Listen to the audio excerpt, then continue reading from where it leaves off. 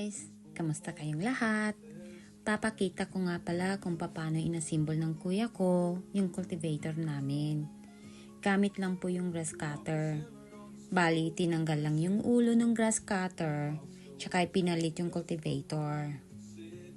Kaya pag may grass cutter po kayo, pwede kayong bumili lang po nung cultivator, nung ulo ng cultivator.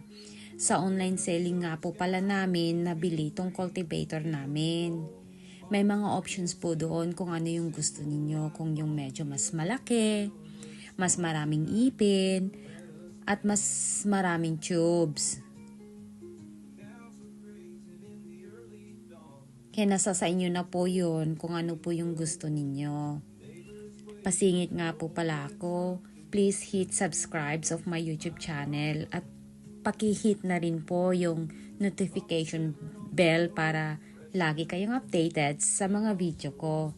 Maraming salamat po sa suporta. Balik tayo sa cultivator. Ayan, nilalagay na ng kuya ko yung ulo ng cultivator. Tsaka malaking tulong po ang cultivator sa mga tulad nating small time farmer. Kasi medyo affordable siya. Kaya lang ng bulsa. Pwede rin itong gamitin pang damo para hindi nasasakit yung likod natin kakayuko sa pagbubunot ng damo. Kaya magandang investment ang cultivator, guys. Kaya mag-invest tayo sa mga makabagong teknolohiya para mapadali at mapabilis ang trabaho natin sa bukirin. Yan, tinatry na ng kuya ko yung cultivator.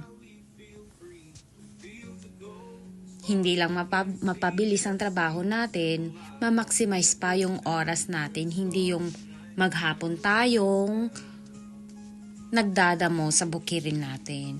Mapapagaan pa ang trabaho. Yan.